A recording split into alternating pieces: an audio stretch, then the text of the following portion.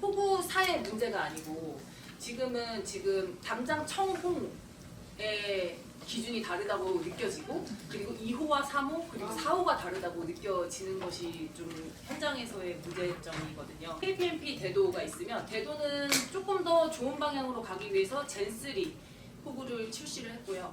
그리고 KPMP에서도 또 다시 개발을 해서 K2를 개발을 했습니다.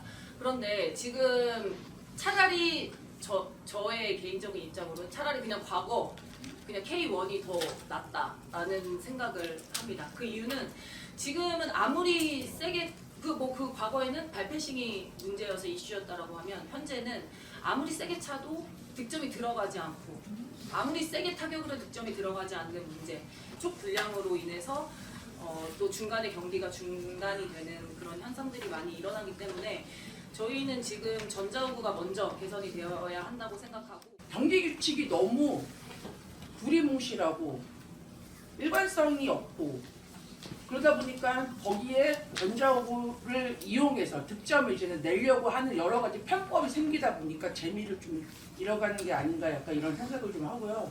비사 같은 경우는 어깨 부분, 하얀 부분에도 센서가 지금 삽입되어 있는 걸로 알고 있습니다. 경기 규칙과 다른 전자호구가 계속 나오다 보니까 선수들은 그거에 따라서 또 다른 또 여러 가지 액션을 또 만들어내고, 뭐 떨어졌을 때 앞발로만 이용해야지만 득점을 낼 수 있고, 뭐 이런 부분들을 보면은 결국에는 경기 규칙이 너무 허술하기 때문에 너무 이렇게 정확하게 뭔가 이렇게 강력하게 무언가를 제지하는 부분이 있어야 되는데 너무 하지 말라는 건 투성인 것 같습니다. 청홍 선수가 경기를 하는데 누구는 강하게 때려도 안 나오고 누구는 툭 갖다 대는데 득점이 나오고, 그런 거에 대해서 굉장히 합리적 의심을 갖고 있었는데 결국은 강도 때문에 득점 규칙이 안 되는 건데, 전자호구에서는 밀어차기 이 동작이 경기 주도권을 잡고, 일반 호구 태권도에서는 이 동작을 하게 되면 이제 바닥 이거는 득점이 안 되고 이게 득점 규출이 되는 동작이었거든요. 그러면 이거를 때리더라도 이게 득점이 나오고 이 동작이 득점이 안 나기 때문에 지금 발을 들을 수밖에 없는 거고, 또 여기는 2점이고 여기는 3점이다 보니까 그래 받아. 또 얼굴 때려버리면 이게 3점 때리고 이거 득점 안 나오니까. 그러니까 발을 들고 있는 상황을 계속 만들어주게끔 룰이 이렇게 규칙이 이렇게 돼 있는데, 아니 허나 호구 강도를 굉장히 낮춰버리면 드는 거에 대해서 이걸 때리는 게 이걸 때리는 거면 그러면 함부로 발을 못 들지 않을까라는 생각이 너무 많이 들고, 강도를 낮춰놓으면 그냥 아무데나 때려가지고 편하게 득점을 내야지 선수들도 심리적으로 좀 마음이 편하고, 지금 선수들이 차더라도 이게 득점이 나올까? 괜히 차다가 얼굴 맞으면 어떻게 하지? 괜히 차다가 하나 맞으면 어떻게 해야 되지? 이런 것 때문에 오히려 더 위축되는 경기가 돼버리기 때문에, 태권도만의 경기 규칙이 명확하게 이루어진 다음에 후에 개발이 되는 게 맞다고 생각합니다. 저희가 이제 파워 태권도를 시행할 때만 해도 굉장히 파격적으로 변화를 했었는데 그 포함된 내용들이 많은 장점들이 왔다고 생각합니다. 근데 그런 변화는 사실 경기 규칙이 변했기 때문에 변했다고 생각을 하고 있고요. 우선 전자호구는 제가 봤을 때 제가 지도자 생활하면서 그렇게 드라마틱하게 바뀌지 않았다고 생각합니다. 뭐 저희도 얼마 전에 이제 신형 전자호구를 사긴 했지만 왜 비싼지도 모르겠고, 이게 1,000만 원의 가치가 있나? 우선 선수가 먼저고 태권도가 먼저니까 경기 규칙이 먼저 개선이 되고, 거기에 맞는 선택을 했으면 거기에 대해 집중을 해서 전자호구가 좀 더 거기에 맞게 개선이 되는 부분이 좀 더 나을 것 같다 해서. 분명히 청 선수는 살짝만 쳐도 점수가 많이 나오고, 홍 선수는 정말 진짜 대포 소리가 나도 점수가 안 나와요. 그러면 이제 주심이나 부심의 입장에서 이거는 뭔가 센서에 뭔가 문제가 생긴 것 같다라고 테스트를 합니다. 근데 그 상황에서 센서가 또 파우치가 나와요. 그러면 경기를 또 진행할 수밖에 없는 상황이 됩니다. 경기 규정의 문제라기보다 전자호구의 그런 문제점을 커버하기 위해서 경기 규정이 너무 복잡해지고 있지 않나라는 생각을 하고 있습니다. 머리 센서는 0이나 1로 합니다. 완전 최저치를 주는데도 제대로 때려도 점수가 안 들어가요. 그러니까 영상 판독이 계속 들어가는 거죠. 태권도 겨루기 경기에서는 전자호구가 보여주는 작용점이 운동 기술의 제한을 걸었고, 그리고 이 제한이 제일 중요한 게 스포츠는 기술의 정제, 즉 최고난도의 기술을 발휘할 수 있도록 하기 위해서 고도화됐어야 되는데 오히려 기술의 왜곡을 가져왔다는 겁니다.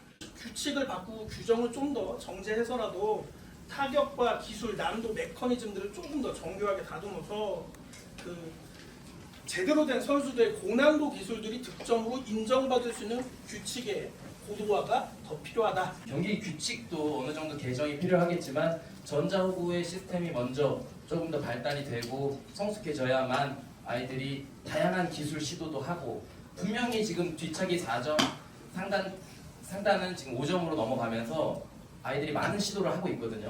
그런데도 불구하고 뒤차기를 차지 않는 것은 차다가 쇼트발에 걸리고 발바닥에 툭 쳐서 걸리는 발 혹은 뒤차기를 아무리 힘있게 정확하게 차도 득점이 표출이 되지 않다 보니까 시도하기가 굉장히 어렵거든요. 긁어서 득점이 나오는 거 그리고 혹은 누가 봐도 맞지 않았는데 이렇게 스쳐 지나갔는데 3점 표출이 돼요. 이걸 카드로 말씀을 드려도 발이 올라가서 근접해서 득점이 떴다. 그러니까 우리는 사실 너무 어이가 없고 그걸로 인해서 경기 흐름이 바뀌는 게 경기 지금 현 상황이기 때문에 그런 것들이 좀 개선이 확실히 돼야만 앞으로 태권도의 발전을 이뤄낼 수 있을 거라고 생각합니다. 경기 규칙 개선을 말씀드리고 싶은데요. 밀어차기, 비틀어차기 이런 변칙적인 발차기 기술을 지나치게 득점에서 지금 지배하고 있는 현 상황에서 이런 기술들을 원칙적으로 좀 규칙적으로 제한하고 배제하는 조치를 통해 태권도 경기가 좀 더 다양하고 박진감 넘치는 진행할 수 있도록 해야 된다고 저는 생각합니다.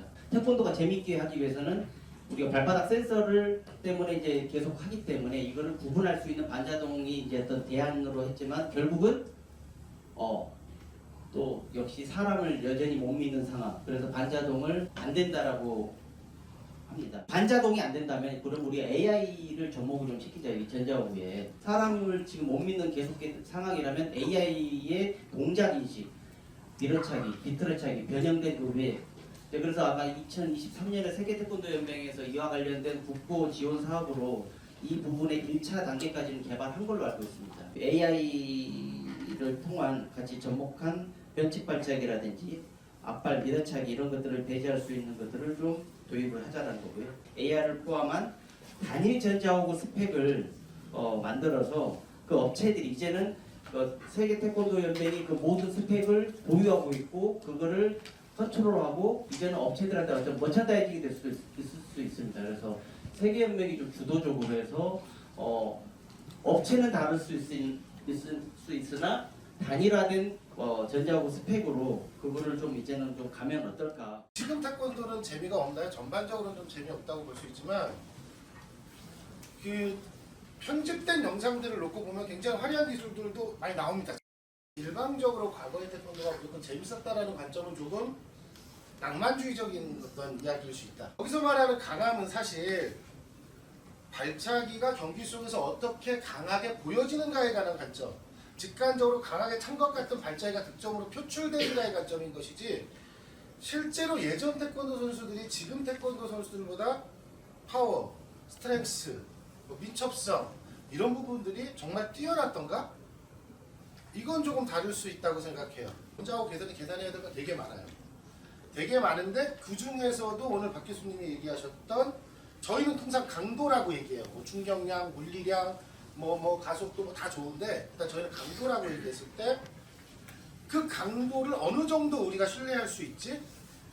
실제 현장에서는 툭 차는 발하고 빵 차는 발이 다르게 강도가 표출되는데 그냥 선형성이라는 게 최소한 뉴턴 값은 아니더라도 선형성이라는 것은 유지해줘야 되는데 그것조차 안 되는 이 경기들이 실제로 보여지니까 뭔가 문제가 있다 라고 얘기하는 거거든요. 그 신뢰성의 프로테이지가 지금 몇 프로까지 와 있는지는 모르겠어요.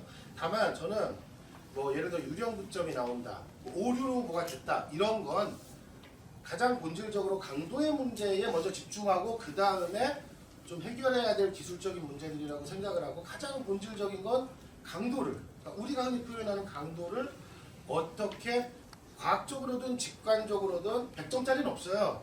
최소한 80점 정도 수준의 상관관계라도 이루면서 갈 수 있는가. 저는 그런 측면에서 아까 박 교수님이 발표하신 내용이 상당히 마음에 들었어요. 그걸 통해서 코트 안에서 선수들의 경기에 사용하는 발차기, 스텝, 회피, 방어 여러 가지 것들이 조금 더 변화가 생길 것이기 때문에 태권도 다음을 추구하는 데 있어서 전자호를 반드시 써야 된다면 가장 먼저 해야 되는 게 강도라는 것에 있어서의 최소한 과학적이고 직관적인 개선은 분명히 필요하다. 그리고 아까 우리 앞에서 얘기했던 한혜진 우리 기자가 얘기했던 것처럼 좀 이것이 하나의 스펙이었으면 좋겠다. 지금은 사실은 두 개사 플러스 하나예요. 나머지 하나사는 두 개사 중 하나사의 두 버전을 사실상 카피한 제품이라고 보기 때문에 네? 근데 왜 우리 그거 못하고 있지? 왜 하나의 어떤 스펙으로 강도를 좀 이렇게 좀 어느 정도 신뢰성을 갖고 갈 수 있는 이걸 못하고 있지? 요거에 대한 좀 문제점을 좀 해결하고 부차적으로 다른 기술적인 문제를 해결할 수 있다고 보는데 가장 공통적인 화두가 신뢰성, 못 믿겠다, 일관성이 없다 이 말씀인데 그런 부분들이 이 제조사들의 측면에서는 자기들대로 열심히 노력하는데 여기까지다 뭐 이렇게 이야기를 아마 계속 지금도 하고 있죠. 우리 쪽에서 가장 아쉬웠던 부분은 전자호보의 메커니즘이 정확하게 이론적으로 어떻게 이루어져 있느냐. 지금 현재 두 회사가 A, B사가 쓰고 있는 타격 센서가 정확하게 어떤 센서를 쓰고 있느냐. 그 센서의 물리적인 특성, 공학적인 특성, 반응의 정확한 특성이 어떤 것이냐. 그 다음에 또 센서만큼 중요한 게 근접 센서인데 이 근접 센서가 때문에 여러분들 이야기하는 안만 세게 때려도 안 나오고 가볍게 때려도 나오고 하는 것의 그 영향이 여기에 60% 이상이 있는 것으로 알고 있거든요. 그 부분에 대해서도 정말 어떤 메커니즘으로 이것이 작동을 하고 있고 어떤 약점과 어떤 문제점을 내포하고 있고 어떨 때는 되고 어떨 때는 안 되는데 왜 그런가 하는 그런 메커니즘을 충분히 밝혀낼 수 있는 우리가 이런 그 기초연구, 전자호구에 관련된 기초연구가 절실히 필요합니다. 그리고 제가 그것을 그동안 굉장히 많이 호소를 해왔는데 제대로 잘 진척이 안 되고 단편적인 프로젝트로 떨어져 나가버리고 전자호구가 가지고 있는 세 가지 주요 그 기술 파트, 충격 센서, 근접 센서, 그 다음에는 전자 회로의 통신의 문제 그런 부분들을 좀 종합적으로 우리가 이론적으로 정확하게 알면 이래서 이게 우리가 못 믿는 상황이 이래서 나왔구나. 전자호구로 인한 새로운 효과, 전자호를 쓰기 때문에 공평하고 좋다라고 이야기해왔던 부분들의 그 새로운 효과가 지금 많이 한계에 봉착하고 전자호를 쓰기 때문에 나타나는 한계점, 문제점에 대한 이야기들이 이만큼 이제 올라왔습니다. 그래서 세계인맹과 대한태권협회에서도 이런 부분들은 해소해야 될 어떤 그런 뭔가 돌파구를 찾아야 되는 그런 절대적인 그 숙제, 위기감 같은 걸 가지고 있습니다. 여러분 오늘 이렇게 좋은 토론해 주셔서 잘 새겨 듣고